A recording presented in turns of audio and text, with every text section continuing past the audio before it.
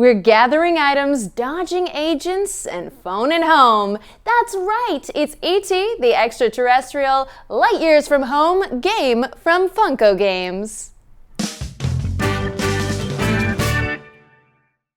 Based on the classic film from 1982, 2 to 4 players take on the role of kids, riding their bikes through the neighborhoods of the San Fernando Valley, attempting to gather items for E.T. so he can construct a way to phone home. However, local cops and special agents are hot on the trail and attempting to capture both the kids and E.T. If the kids can reunite E.T. with his mothership in the forest clearing, they will win the game. Setup begins with the game board placed in the center of the table. The board features a neighborhood containing spaces. These are labeled with white dots. Roads labeled in gray and lined orthogonally. Shortcuts labeled in orange and formed diagonally. And zones, those areas between the dots and roads. Shortcuts cut through zones. Additionally, dots adjacent to the zones are considered nearby. The 5 larger areas on the map are each divided into 2 zones. I think it's good if we go ahead and acknowledge the city planners here and what a nice job they did lining up each of these special little blocks and zones. Next, shuffle the E.T. power cards and set them in a face-down deck nearby. Draw and reveal 3 cards from the deck, setting them in a face-up row. Mix up the item tiles and place 1 face down in each zone on the board, with the exception of the zones with dice symbols and the forest clearing. Each player in the game now selects a kid to play. They take the matching mat, figure, and assigned agent mover denoted by color. The agents each start in the middle forest space marked with this symbol. Place the special agent known as keys in that space as well. Set the cop car movers on their matching lettered spaces of the board and place the kids and E.T. on the corner space of Elliot's house. E.T. begins the game outside of a bike basket. Next, place E.T.'s heart dial to 6 and set it near the board along with its reference card. Take 3 candy tokens and place them next to the reference card to form the kids' shared candy pool. That's right, these kids share. Place the remaining 3 candy tokens and all 6 dice into a supply nearby.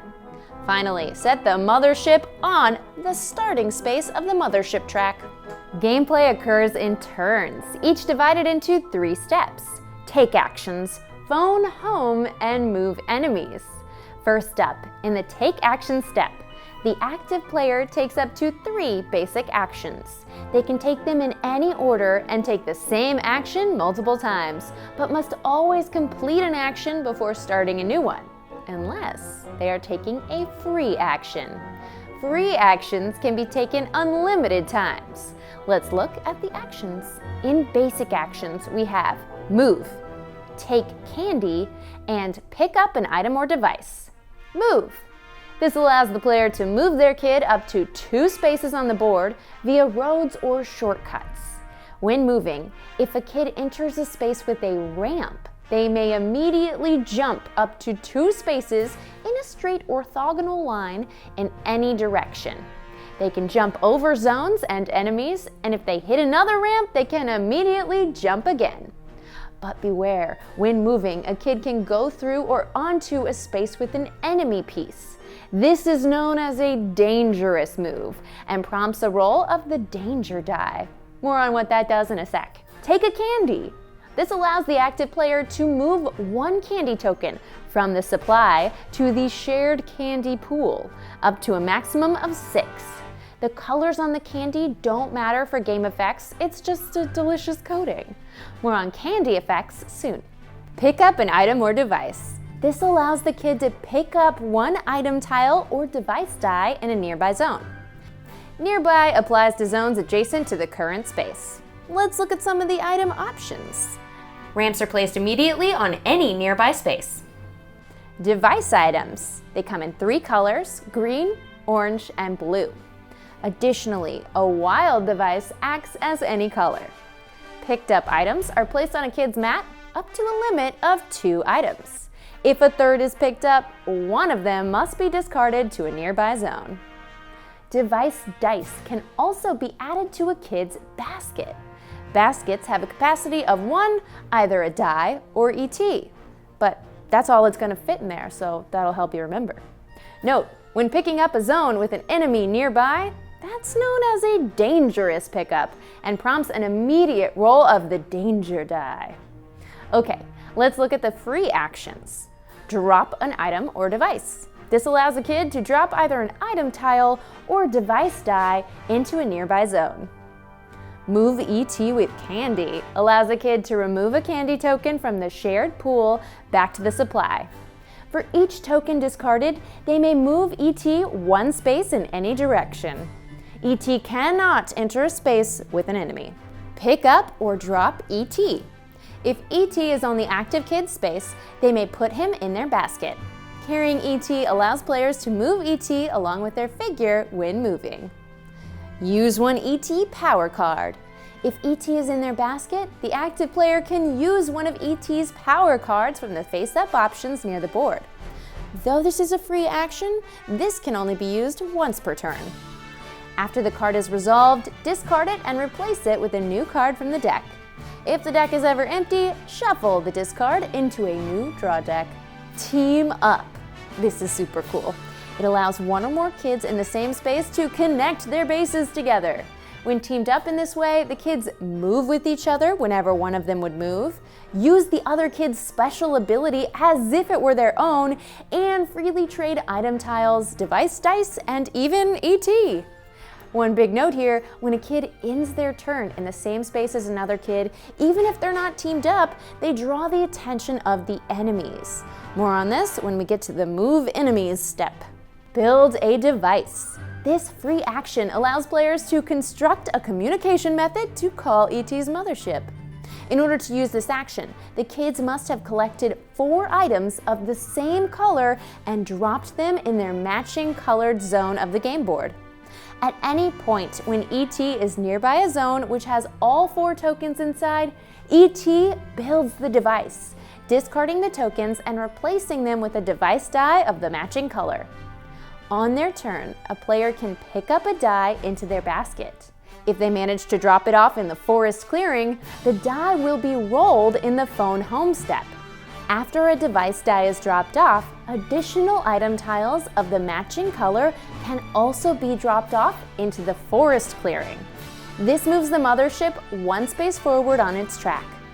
If a wild is dropped off in this way, the mothership moves 1 space per die in the forest clearing. Next, in the phone home step, all dice in the forest clearing are rolled. If none are in the clearing, you can skip this step. For each phone home symbol rolled, the mothership moves 1 space closer to the forest clearing. Once the mothership reaches the space in the center of the clearing, this step is skipped and the dice can be removed from the game. The mothership is totally ready to pick up ET. Finally, in the move enemies step, the active player rolls the 2 dark blue enemy dice. If their kid is in the same space as ET or another kid, they also must roll the red danger die.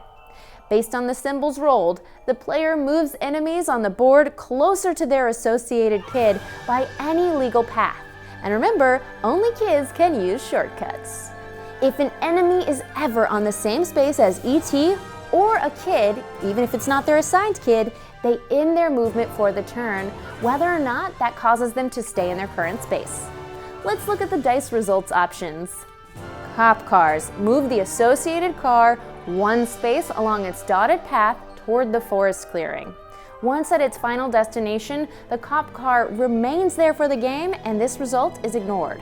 Badges move the player's associated agent 1 or 2 spaces toward their kid based on the number rolled. A badge with an exclamation point moves all assigned agents 1 space closer to their associated kids. This doesn't apply to Special Agent Keys. His result moves him, and him only, 1 space closer to ET. A 2X symbol doubles the movement rolled on the other enemy die. Ooh. The danger die also has results for moving keys twice and moving a cop car of the player's choice. Once all dice results have been resolved, check to see if an enemy shares a space with ET or a kid. If so, they are caught. If E.T. is caught, his heartlight dial is lowered by 1, and Special Agent Keys is placed in E.T.'s current space if he's not already there. If a kid is caught, E.T.'s heartlight is lowered by 1, and that kid must drop all their items and objects in their basket to any nearby zones of their choosing. They are then returned to the starting space. Turns continue with kids grabbing items, enemies chasing, and E.T. trying to phone home. The game can end in one of 3 ways. If the cops surround the forest clearing by having all 3 cop cars reach their end space, they've blocked the clearing and the players lose. If E.T.'s heartlight dial reaches 0, E.T. is too weak to return home and the players lose. But if the mothership is in the forest clearing and E.T. is at one of the 4 nearby spaces, he returns to his home planet and the players win the game. And that's the basics of E.T. the Extra-Terrestrial Light Years from Home game. I'm Becca Scott, and remember kids, keep your friends close and your candy closer. You can watch me teach this game and other awesome games right here on Geek and Sundry. We'll see you next time!